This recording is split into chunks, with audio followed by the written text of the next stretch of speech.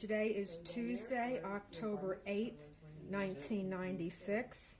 The survivor is Fred Edelstein. Interviewer, Ann Eisman. City, Philadelphia, Pennsylvania, in the United States of America. The language will be English. Mr. and Mrs. Edelstein, they did not. My name is Ann Eisman. The date is October 8th, 1996. I am here interviewing Mr. Frederick Edelstein in his home in Philadelphia, Pennsylvania, USA. May I ask you your name? My name is Frederick, or Fred Edelstein, as I'm being called by my family. And how do you spell your last name? Edelstein. And what was your birth date? I was born on April 30, 1927. And do you mind if I ask you, how old are you at this time? At the present time? Yes. I'm 69 years old, going on 70. Mr. Edelstein, tell me, where were you born? I was born in Stryj, S-T-R-Y-J, which is a small city in the eastern part of Poland. At the time, before the war, population about 40,000 people, consisted of about 1/3 Jews and 2/3 combined of Ukrainian and Polish population. What was your father's name? My father's name was Samuel Edelstein. And was he born there?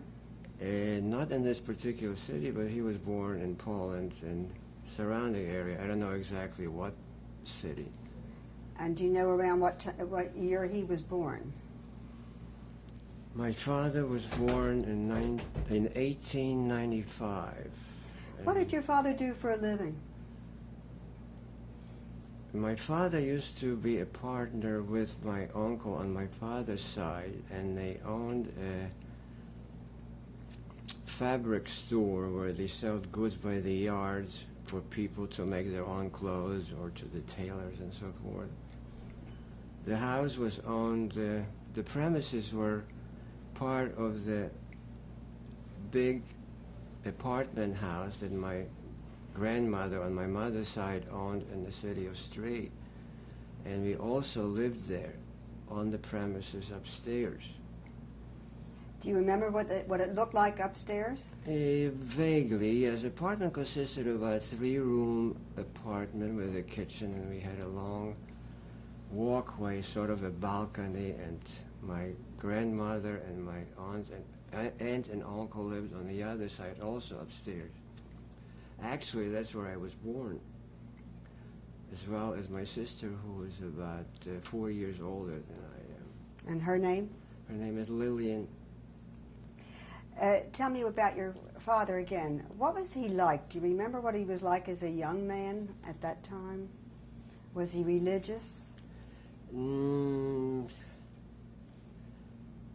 mean, at the time, I only lived in Stryj from 1927 to 1939. During that period, my father was a merchant together with my uncle. Afterwards, we moved to the farm because my father did not like the life in the city. It was too much hustle bustle, and since he actually comes from a farmer family, because my grandfather had a farm at that time also, he decided that he was going to try to be a gentleman farmer also. So there was, in 1939, we left the city, and my father and another fellow by the name of, another gentleman by the name of, what was his name? Fiegel, Johann Fiegel, became a partner with my father, and since Jews were not allowed to own any land at any time, we rented actually they rented a sizable tract of land from one of the Polish nobility and set up in the farming business. Now, what year do you think you left the city of I Street? left Street in 1935. 35. Right. Okay. And from 1935 till 1939, till the onset of the war, of the Second World War, we lived on the farm, which was called Gaya-Nizhne, which means the lower part of the orchard. I'm going to take you back to Street before you moved and ask you about your mother. What was her name? My mother's name was Rose Gross, Gross. That was her maiden name. And where was she born? She was born in Street also. And she had two brothers. One was the partner with my father, and the other was living at that time in France. He went there to get an education. And your grandparents lived nearby or with you? My grandmother on my mother's side was a widow very early in life. My grandfather, her husband, passed away a very young man. And she was running the store. At the time was the Austro-Hungarian Empire. And she was running the store. And since my grandfather's demise, and she was selling goods to the... I think my grandfather was a purveyor to the Austro-Hungarian army. He used to supply them with different victuals and necessities. And then since from the time when he died, my grandmother took over the store, and she raised her daughter, which was my mother, and my two uncles by herself. And you lived nearby? I lived in the same apartment. I lived in the same building. The store was downstairs on the first floor, and then we lived above. It was a very big apartment building. Do you remember having a Seder with these people? Truthfully, I was too young to remember anything at that time, because when we lived in the city, I was only 8 years old. Mm-hmm. Then we moved into the farm. Probably we must have had Seder. All right. We weren't too religious, but we still observed all the Jewish high holidays, and we used to get together on festive occasions. Well, when you moved to the farm, you were how old? I was 8 years old. And what year was that? 1935. All right. Well, let's talk then a little bit about the farm life. On the farm, we were very isolated because we were the only Jews there living with my father's partner in the same house. We had two adjacent apartments, the same premises. He was not Jewish, but he was married to a Jewish woman. And actually, her parents also used to live on the farm, not too far away. They had a house there. Did they have any children? They had one daughter, who was about the same age as myself. And she was about the only companion that I had at that time, besides of playing around with the peasants' children. We were practically isolated from any intellectuals there. Was your father doing any of the farming? Not himself. No, not himself. Actually, we had the farm was a very extensive farm. We rented about 600 acres, and we had hired help performing all the manual labor, and my father and his partner more or less were just supervising the daily activities of the farm. We had cows, we had horses, and we raised crops like wheat, barley, and rye, and other things, whatever it was. Who owned the farm? The land was owned by a Polish nobility.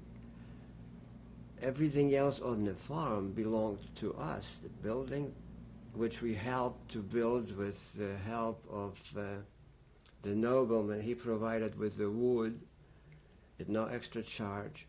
And we were able to rebuild the farm entirely because it was a very run-down condition.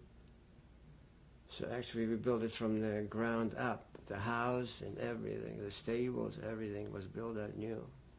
Was it unusual for a Jew to be a partner of a non-Jew? I guess that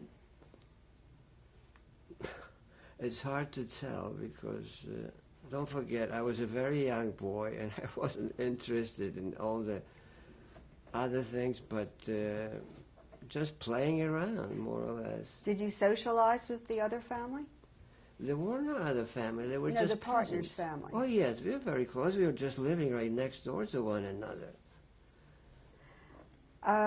The house that you said that your people built, what was that house Yeah, it was like? an ample house. We had about 3 rooms and a kitchen, and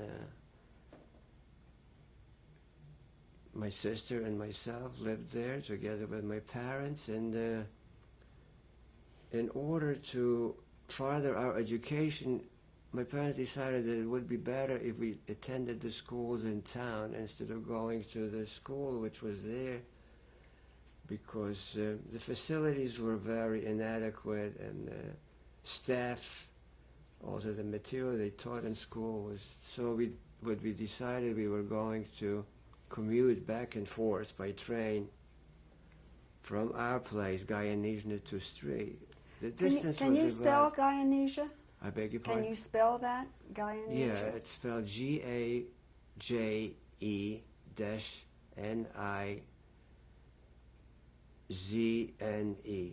And that is the name That was the name of the village where our farm was located. And the town that the school was in? The town where the school was Stryk, S-T-R-Y-J. I mean, that was a big city. That's where I was born. And how far or how long The was distance between the two was about a half an hour ride by train. How did you get to the train? We were driven by horse and carriage in the morning, and at the end of the day, we took the train from Stryk. We came back to Guyana Station, and we were picked up. Did you have any friends around the farm that you played with? Just my closest friend was my partner's daughter, which was about my age, a girl. And otherwise, besides that, I mean, we only had peasants' children that I was playing around. I mean, going fishing and playing on the farm, or otherwise. I remembered at that time my father's partner taught me how to ride a horse. And as a child, I was able already to actually go with my father. And did you come home from school right after school, or were there after-school activities that would have kept you busy in the afternoon? No, I normally came right back home. My sister sometimes stayed over at night, and I used to come by myself because she was attending already higher education because she was 4 years older than myself. And she had a lot of girlfriends that she would rather be with than going back to the farm. So she stayed most of the time with my grandmother in Stryk, where I used to come back myself. During all that time, were you aware of anything politically brewing that would be trouble?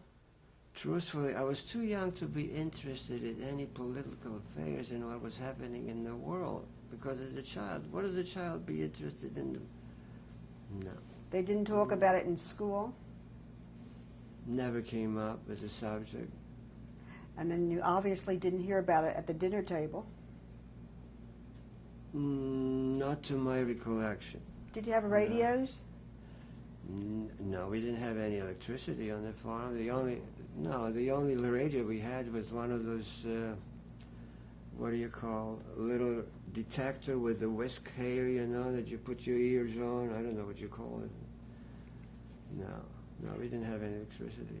The newspapers, I mean, there were hardly any newspapers on the farm. The only news we were getting when we had the milkman picking up the milk, when the cows were milked, I mean, for resale, and he used to maybe bring us some periodicals. But, I mean, I used to read books and other things. What were you celebrating? Anything Jewish? Any holidays?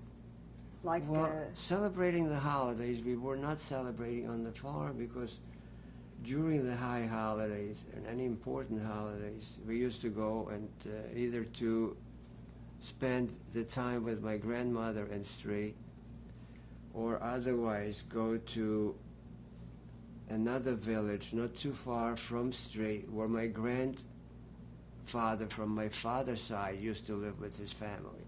Now, he was very religious. I mean, he had a beard, and he observed every holidays, and he was very orthodox. My father, on the other hand, was not religious at all. I mean, he was an observant Jew. He used to pray every morning. But as far as attending synagogue, maybe he would have if there was one on the farm, but there weren't any. So the high holidays or any other important Jewish holidays we generally spend with my grandparents. Did you learn any Hebrew? I didn't actually. My parents knew Jewish, and they spoke between themselves Jewish in order for us not to know what they're talking about. But at home, we spoke only Polish, and I didn't even know any Jewish till during the war. That's how I learned. I could understand maybe some of it, but Hebrew, no. How about bar mitzvah? Did you have anything like that? Well, I was bar mitzvah already afterwards. Afterwards, well, Right. Did you? About 1939, the war broke off in September 1939. Before that, I would say about 6 to 8 months before, my father decided it would be a good idea for me to get a Hebrew education because my bar mitzvah was coming up. So since there was nobody there to teach me, they found a teacher that used to come with my milkman and taught me Hebrew and Haftorah, whatever was necessary to be bar mitzvah. He used to come either once or twice a week. All I remember, I used to hide from him in the orchard because I wasn't interested. You're still on the I farm. would rather be playing around than learning. How about the Sabbath? The Sabbath was conducted in the traditional Jewish way. I mean, my mother, she loved to cook and bake. She always used to bake challah for Friday night, and we used to light candles, and we had a proper meal, and with all the trimmings, you know. Did your parents have non-Jewish friends as much as they had Jewish acquaintances? The friends that we had in the city that used to come to visit us, I mean, from the time when we used to live, was mostly Jewish. Mostly Jewish. Did you have any indication that there was trouble brewing? Personally, no. Well, what was all of a sudden, we saw there was something brewing that wasn't normal, because one day, I remember all of a sudden we ran out outside, we heard some rumbling noises, and in the distances we saw big, tremendous clouds and fires burning. We didn't know what it was. Then we found out that the Germans attacked Poland and they were bombing the Polish refineries in the nearby city of Drohobych, which was like between Stry and our village, and there was another big city, Drohobych, where Rislov, they had big refineries there. Do you want to spell that? Drohobych, Yeah. Drohobych, something like that. Okay. And that was about the only forewarning that we had. And then all of a sudden, a couple of days later, we saw there was a German detachment came in on a motorcycle, a small motorized division consisting maybe, I don't know, about half a dozen soldiers. And my partner came out to greet him, and he was an Austrian. He knew how to speak German, and oh my God, they were so polite and civil to him and everything else. And he introduced my father, and it was very nonchalant. I mean, there was nothing to it. I mean, we didn't know what to expect from them, if to be afraid of them or not. They were very civil, and they didn't bother us. They they didn't even stay there long. They were just passing through. And they left, and we didn't know what was going on. And Then afterwards, I don't know, a couple of weeks ago, since on the outbreak of the war, the Germany occupied Poland entirely. Then right afterwards, the Germans signed a non-aggression pact with Russia. And that part of the Poland where we were situated was ceded to Russian authority. So the Germans only were with us. When was this now? It was in 1939. Right. Okay. It's still 1939, Right. right at the beginning Right. of the war. So the Germans retreated. We didn't know when they retreated or what because we were on the farm. And all of a sudden we saw Russians came in. The Russians came in with a Russian commissar, with an entourage. Do you remember seeing them for the first time, or do you remember what they looked like to you? Well, they look like ordinary human beings in a Russian uniform, you know, with insignia on the shoulders, or Russian, those big epaulettes they had here, and with a star on their cap. And the Russian commissar came in with an entourage, and he says, "You're a big landowner, we don't need you here anymore." So we were all of a sudden liberated, not by the Germans, but the Russians. They came as the liberators for the peasants, and they liberated us from everything that we possessed. All of a sudden, we were dispossessed. Whatever was on the farm, it was there. It belonged to the proletariat. We were the big landowners and explorers of the people. So they gave us just the personal belongings we were able to take from the farm. Just clothing, without any furniture or anything. Whatever we had on our backs and whatever clothing we had, they allowed us to take a wagon, to put it in the wagon, and we left from there, leaving everything behind us. And we went back to the street, and we were, fortunately, my grandmother had one apartment downstairs. It was one big room. It was empty, wasn't occupied at that time. And that's where we stayed. Do you remember any special things that you left behind that would have meant something to you? The only thing that I remember that I was very fond of was a bicycle that they confiscated. They wouldn't let me take it.